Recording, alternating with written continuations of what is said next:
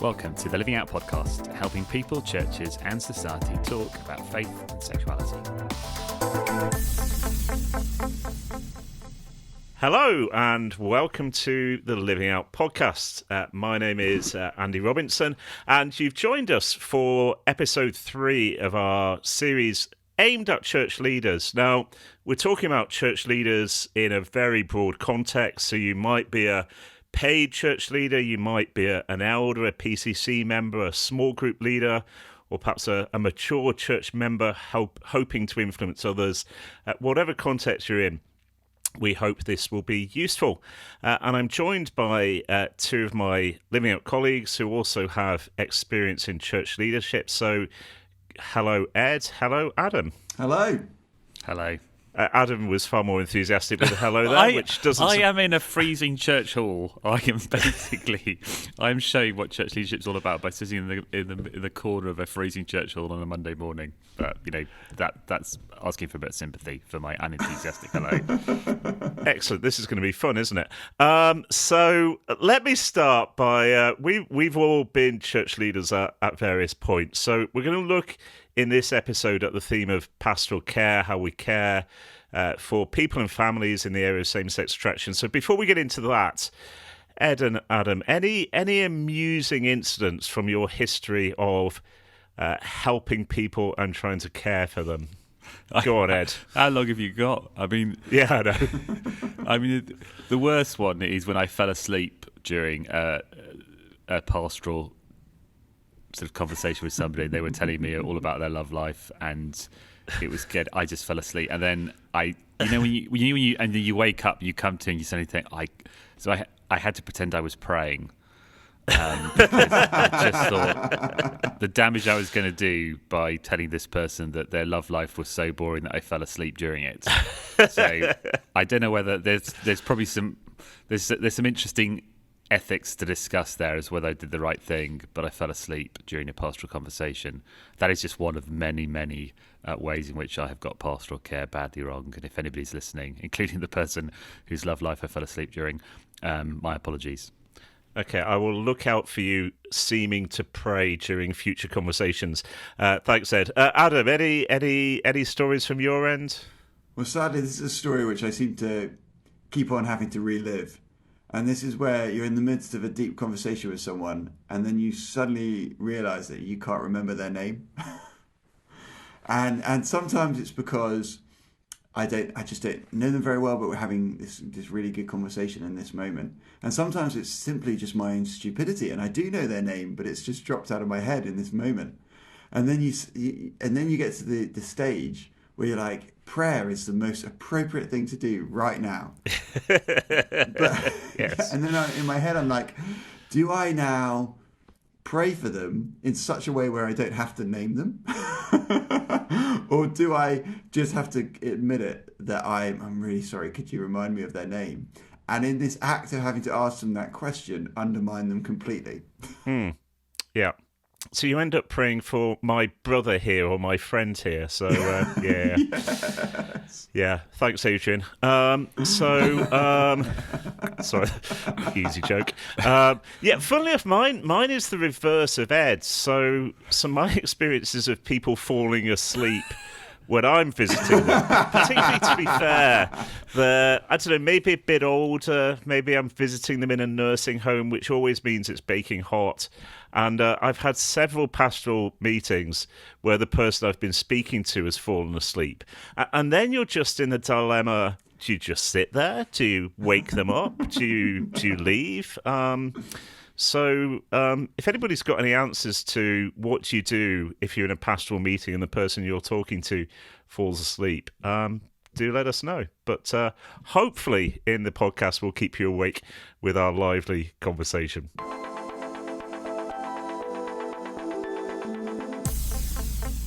We're going to think about pastoral care in this episode, and we're dividing it up into two areas. So firstly, we'll talk about how to care for those who are gay, same-sex attracted themselves, and in the second half, we'll think about caring for family members where that's the case. So what we're going to assume in this section is we've got somebody in our church, in our congregation, same-sex attracted, is talking to us about that. For this purpose, we're going to assume that they're wanting to live in line with Jesus' teaching that marriage is for a man and a woman. Later in the series, we'll talk about incidents where that's not the case. Ed and Adam, what's wise practice? What are the things we want to have in mind as we think about caring for somebody, maybe, let's say, I don't know, mid-20s, wanting to live for Jesus, facing some of the pain of not having a relationship, or maybe somebody a bit older? What's helped us? How can we help others? Ed, do you want to start? Well, I think perhaps the first thing to say is not to panic, because I think people sometimes do panic when it comes to experiences around sexuality, questions around sexuality. Somebody say that they're gay, same-sex attracted, and Sean Doherty, one of our founders, does well, I don't know whether it's hilarious or totally depressing story of a friend of his basically ringing him up saying, "I've got one of you in my study. They've just, I don't know what to do." And Sean was having to say, "Have you made them a cup of tea? Oh, that's a good idea."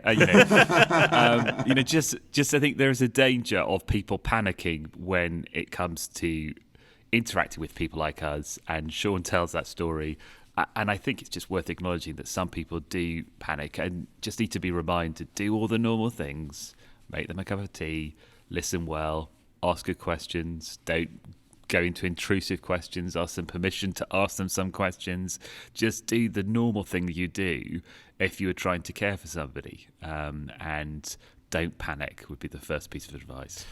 Good advice. Yeah, and on that, and that desire not to panic, like how you as a pastor respond to someone when they're open about their sexualities or their struggles with sexuality, is going to speak volumes, and like really learning how to do non-judgmental listening, because I think if a pastor responds with any sort of like unease in their face, in their expressions, in their words, if they seem a bit queasy, if they don't really like talking about this, then suddenly that individual is just going to assume that no one in the church is going to want to talk about this. And maybe this isn't actually a church which is going to recognize them or help them or enable them to flourish faithfully for Jesus. So, yeah, I do think there's an important place for non-judgmental listening. And just saying thank you, particularly if it is, you get a sense this might be the first time they've mentioned this to anybody. Thank them so much for sharing it with you. And, don't panic and go, cool, would you mind me asking you, or, any particular reason why you wanted to share this with me? Just sort of gently asking people, why they're mentioning it to you and how you can best help. And just being thankful and appreciative to them will make a huge amount of difference. Yeah, that's so true. And it is avoiding making assumptions. We've often said, if you meet one gay same-sex attracted person, you've met one gay same-sex attracted person. And funnily enough, I've made mistakes in this area because this was an area, I know this, I know this, and sort of made the assumption that everybody's story would be the same as mine, and then discovered that it wasn't. Because there is just a range. So funnily enough, the people I ended up talking to, I think both are now married to women, and actually in their case it was possible for them to do that in a way I don't think it ever would have been possible for me. And so you're just asking lots of really open questions. Tell me what that's been like for you. Are there times that are particularly hard? Are there any things that you see that are good that have come through this? What are the ways we can help? Again, in a fairly open way. Where do you land on this at the moment in terms of, you probably know where we as a church come from.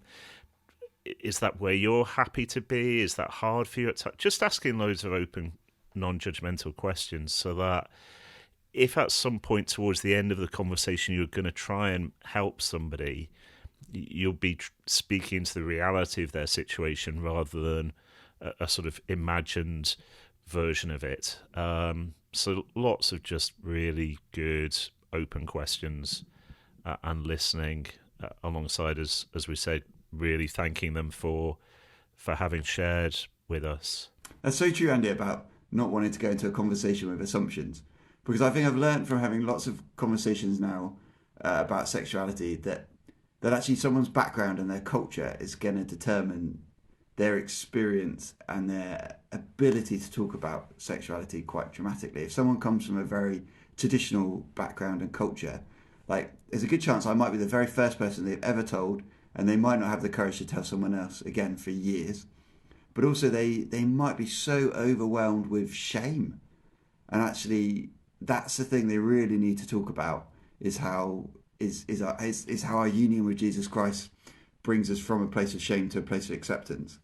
Whereas there might be someone else who comes from a far more affirming sort of culture and background, and they might be saying to our faces, to my face, oh, I want to live for Jesus, but at the same time they've already bought into a lot more of the world's sort of assumptions about sexuality, about what it looks like to flourish in life, and about maybe some more liberal sort of perspectives on scripture. And so that person might need a very different sort of conversation. And you're only going to know that if you ask open-ended questions and actually try and get to know them and their background and how they're viewing their sexuality. And there may well be a generational difference there. So probably in the assumption they've not really spoken to many people, there's a lot of shame. Probably out of my generation, that would often be the case. I suspect with a younger generation, it will be less the case. Not unknown, but it's less frequent that they won't have spoken to anybody else. Although, Adam, do you want to come back at me on that? Yeah, I just think I want to add into the conversation that times when I've spoken to young men, and actually they have spoken from places of guilt and shame, and they haven't spoken to many people, I do recognise that they're coming from traditional sort of cultures, and actually they're coming from the Scottish Islands, they're coming from Northern Ireland, they're coming from a black majority church here in London, and actually those cultures which they've grown up in and have shaped them, even though they might appear on the surface that they use TikTok, they wear the trendy clothes, and they should speak like any other 20-year-old, actually their background has shaped them and how they're coming to this issue of sexuality. That's really helpful. So it's not just a generational question, but a background question as well, which is why don't make assumptions, ask the questions is really useful. Yeah, thanks, Adam. And then also don't make, and I think we're hinting at this, but don't make assumptions about the pattern of somebody's same-sex attraction. I think we've probably said on this podcast a few times before is that we all experience same-sex attraction, we all experience sexuality in different ways. And again, the danger of me presuming that somebody else's experience of same-sex attraction is the same as mine, but the danger of you as a pastor listening in thinking, oh, I've dealt with someone like this before. We all know that in every, if we're dealing with somebody who's trying to help somebody who's just lost their husband or wife, it will be very different for different people because of the difference in the relationships, the difference in personality, difference in cultures. And when it comes to somebody who's same-sex attracted, you might have spent years supporting, mentoring someone else who's same-sex attracted, but actually the pattern of their sexual attractions, the shape of their sexuality is completely different to this new person sitting in front of you. But you think, oh, I've done this. And I think we do that as pastors sometimes. That we think, oh, I've got this degree of competencies now because I have helped somebody who's bereaved. I've helped somebody who's same-sex attracted. I've helped somebody with an eating disorder. I've helped somebody with self-harm. I now know how to do this. I've got the certificate. The reality is you've learned some stuff. It will help you. There's some stuff that will transpose across. But actually, it might be that actually what you learn was really helpful to that person who is self-harming is more helpful to transpose across this person with same-sex attraction than what the other person who experienced same-sex attraction went through. Weirdly, you've got to transpose across in different ways and not presume that this person is the same as the other person in this category you once spent time with. That's helpful. Let's talk a little bit about ongoing support. In as much as we've talked about initial meeting, they've had their cup of tea, they've been listened to, and we've not made assumptions and so on. What might be ways in which we can provide ongoing pastoral care as people experience same-sex attraction? I think Dee just asked the question, how can we best support you? The answer may be they haven't got a clue. because they've just dumped this on you. They're in an emotional state. You're the first person they ever told, and they don't know how you can best support them. I can remember the first few people I told, and they asked me things like, well, how can I best support you? And I hadn't got a clue how to answer that question. And you just might need to say, well, let's meet up again and talk about that, and just begin to explore gently what would be best for them. They might, though, have really clear ideas as to how you can best support them. And sometimes those ideas will be really good and helpful, and you can say, yeah, let's just make that happen. I'll meet up with you, every week for the next 6 months or something like that. They might, though, have some completely unrealistic expectations of what might best support, you might need to then sort of respond differently, but ask them, how do you feel we could best support and help you as a church family member? Because oddly, when that question hasn't been asked, I've certainly told some people, and I've heard of other friends who've been open with somebody in church leadership, and it's never really been mentioned again. And this person has felt quite rejected by the fact that they had this really deep, meaningful conversation, and then it was never, ever mentioned again. And that is not very helpful. And certainly if they do come from a more conservative background and they're full of shame, they just think, it almost increases that, because they think, well, this clearly wasn't something I should have mentioned. Yeah. I perhaps should I should get back in the closet. That's clearly where that person wants me to be, because they've never acknowledged we had that big conversation. And so, making sure there is a conversation around what's happening next, what they need from you as a church family next. I've found sort of three words helpful. Suffering, temptation, blessings. I just have in the back of my mind as I'm talking to people. So where's it hard? If people aren't going to be able to get into a romantic relationship, there will be some of the pains of singleness, some of the pains of feeling different. And the people who've helped me most over the years are the ones who've got that. There are times you'll need to weep with me. And having that in, so it's not just an ethical question, it's also a suffering question. But also temptation, trying to help me to spot where are the ways in which I could be led away from Jesus on this. And of course, once you're into temptation, you're into Jesus being sympathetic, which helps. But also blessings, so trying to avoid somebody just turning in on themselves. If we can get them to a place where they're serving others, then actually they may well find that having gone through or being in the midst of experiences of same-sex attraction just enables them to bless others and serve others and be compassionate towards others. And so if we can avoid people just locking in on themselves and turn them out towards others, and actually just finding blessing in that, that's another helpful way of providing support. And just checking that they're involved in all the ways you would normally want somebody to be involved in church life. Are they part of a small group? Are they serving? Are they regular at church Sunday meetings?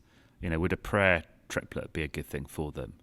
And asking them about their pattern of intimacy with God. Are they enjoying their relationship with God? What do they find hard about reading the Bible? Are they able to talk about their sexuality with God? What Bible passages have they found helpful, or might they find helpful? And just exploring some of the basics you'd want to be in place in any Christian's life, and make sure that they're in place in this Christian's life. Part of me wants to say relax as well, smile. There can be a huge amount of intensity about this. Actually, partly just relax will probably help them as well.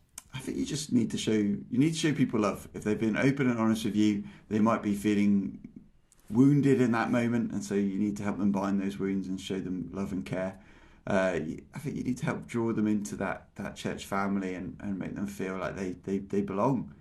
And for some people, that's going to be just invite them over for dinner with the family or with some other friends once, and that's enough to show them that you care about them. And they might have enough connections around the church that's all they need. But for other people, they're probably going to need a bit more intentional looking after, and that sense of that you're really there for them and you really care for them. I think that's really useful. I know for me, deep friendships have been what have helped me rather than what have hindered me. And sometimes pastoral care that can get very anxious about same-sex friendships can be unhelpful, because friendships will be useful in preventing me from falling into temptation often rather than being a cause of it. And so encouraging friendships, like you've just said, Adam, is really useful. There's loads more we could say on this, and there are a whole heap of stuff around the website on this question. But in a minute, we're going to move on to how do we care for families of those who are gay, same-sex attracted. The Living Out team are coming to Derby in the UK on the 8th of June, and this is your chance, if you live near there or you've got friends near there, to explore the biblical perspective on sexuality, how to engage with our culture, and what it means to be a biblically inclusive church, as well as ask any questions. You can find out more, you can book a place at livingout.org/events. Well, I don't know about you guys. Certainly my experiences, I've done speaking events for Living Out around the place. I have a handful of conversations with people for whom this is personal. But the conversations I have most often are, hey, my son is gay, maybe about to get into a same-sex marriage, or my grandson is. Those are the conversations I have most often. And I suspect churches don't think about how we care for people in that position. So, guys, any wisdom on how we care for parents who are struggling to know how to relate to, say, a son or daughter who either is living for Jesus or maybe has just wandered away from the faith and is exploring their sexuality? Any wisdom? I heard Ed Drew, who works for Faith in Kids, give this advice, and I know that it's warmed the hearts of many a parent, that God chose you to be this child's parent. And God chose you to be this child's grandparents. And they didn't choose anyone else, but they chose you. And that's because you've got what it takes, what is needed to show this child love and to be there for them. And that advice doesn't mean that it's going to be easy or everything's going to go swimmingly and everything's going to go well. But actually, this isn't an accident. Like, maybe your child is same-sex attracted, maybe they're gay, or grandchild, and actually they are at this moment walking away from Jesus Christ and don't want to have anything to do with him. Well, God's chosen you to be that parent in that moment, and he's calling you to go it for the long haul and go it for the long run, and to keep on being there and to keep on showing the love of Christ to this individual and to keep on speaking about Jesus to them, and knowing that actually this is all under his timing and all under his plans, and he's not surprised by any of this.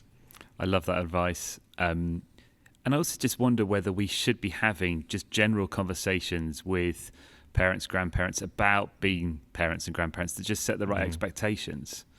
Because I think there is a lot of pressure on parents in particular to make their children Christian, as if that was within their remit. I mean, obviously there's a lot that parents could do to bring up kids and to create an environment of grace and truth, to speak the truth and love to them in a way that helps them get to know Jesus, to be like Jesus, to speak of. There's loads that parents can do, but at no point in the Bible does it say, a parent makes their child Christian or gives the responsibility to parents of making their children Christian. But that's sometimes the expectation that people pick up and that people have in churches, and people can be crushed by that. And when that isn't happening, people can feel, oh, you can't tell the truth. You can't tell your small group that your child and you have a shouting match every Sunday about going to church. You can't tell your small group or ask your small group to pray about the fact that you have just discovered your child in bed with somebody of the same or opposite sex.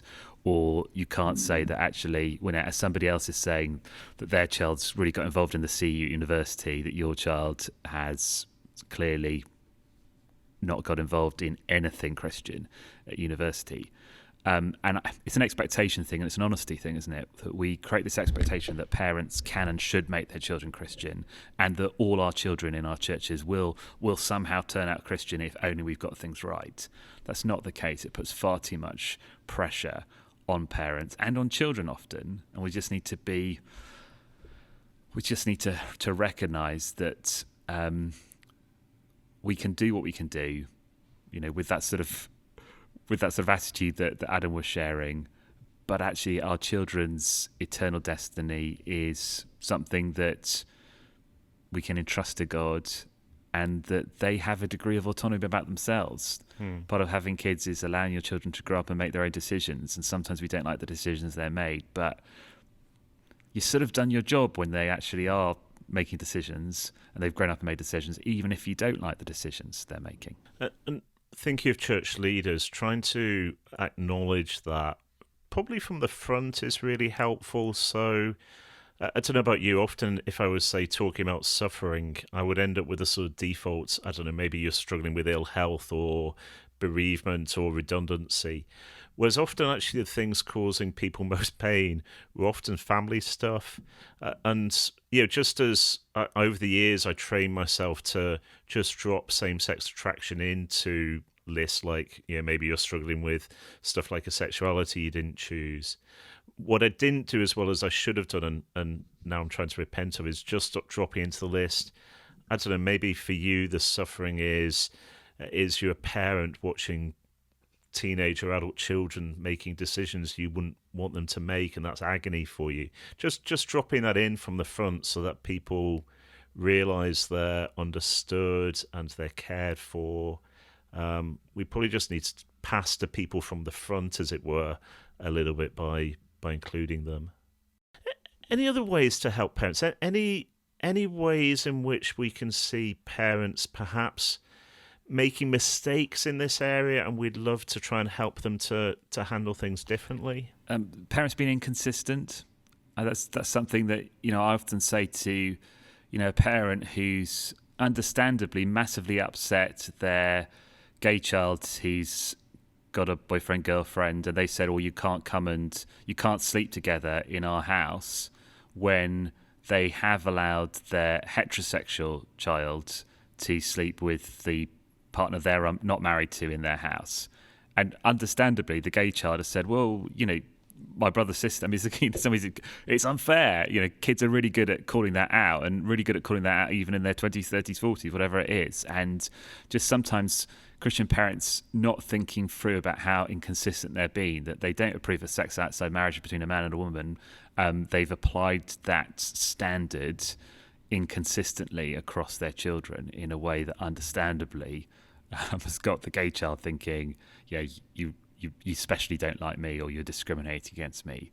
So trying to be consistent. I know that's really hard to do as a parent, to be consistent all the time, but trying to be consistent if you have got children who've got different sexualities and who are challenging you in different ways, try and be as consistent as possible so they can't accuse you of prejudice against them because of their sexuality.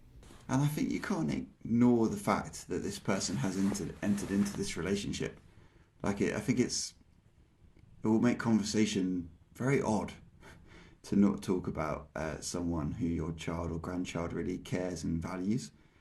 And that's, I think, you've got to find ways in which you can acknowledge the reality of this relationship, which you're comfortable with and you're happy with.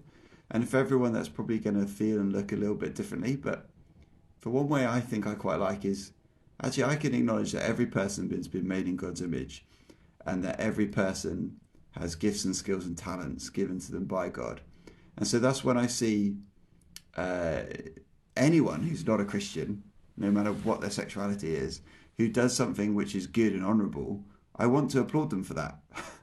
I want to say that's a really beautiful thing, that's a really good thing. And it would be really odd is if we saw our daughter, our child or grandchild in a gay relationship, and their partner is doing something kind, and we don't ever acknowledge it. I just think, no, clearly in that act of kindness, they're doing something which is in itself good, and so let's speak about that and let's highlight that. That's really helpful. I was recently talking to a dad of a gay son who's got married to a man, and he was just saying how how they've gone out of their way to assure their son's partner of how much they love him and how much they appreciate him and how much they see the good that being in a relationship with their son has done for their son. Not not in sort of we're fully approve of every aspect of their relationship, because they can't do that from at one level as a Christian, but they do want to acknowledge and the good that they have seen happen in their son's life through their friendship, through their relationship with this man, and they do want to assure this man of their love for him. And I think sometimes as Christians we can think, oh, that is sort of letting the side down, that is compromising. It's not. It's just, as Adam said, it's just recognising common grace at work. You might not be able to approve of everything in the relationship. That doesn't mean you can't acknowledge the good in the relationship and give credit where credit's due to that good, and be warm and loving and just polite to somebody who's joined your family, perhaps not in the way you ever wanted, but is now part of your son, your daughter's life, and your life too. And it's incredible that God can use our human interactions with our children, grandchildren, and with their partners, and actually He can use that to achieve things we might never have imagined. Like I've got a friend who grew up in a non-Christian home. She was in a lesbian relationship with a woman who was from a Christian home, and obviously this woman who'd grown up in a Christian home, her parents were like devastated that she wasn't living for Jesus and she was in this lesbian relationship. And yet, what they probably never perceived happening was the fact that my friend, who didn't grow up in a Christian home but was in this relationship, now later in life has now come to know the Lord Jesus Christ. And like that was just completely unexpected, and yet it was something probably in the way they acted just back then when that relationship was happening, that lesbian relationship was happening, that even in how they were acting, they were demonstrating Jesus and speaking about Jesus. I'm sure they weren't doing it perfectly. No one does. But that was an unforeseen consequence, was actually how we treat people now might result in our child or grandchild's partner coming to know Jesus later in life. And wouldn't that be an amazing thing? That's beautiful. Really glad you shared that, Adam. In some ways, what we're appealing for is nuance here. So we're saying that it is possible to love and show grace whilst not agreeing. And in a sense that our culture isn't very good at that often, and there will be the perception that if you can't agree with me, you hate me. We don't think that. We think it is possible to disagree with the decisions people have made, want them to make different decisions, and yet still love them.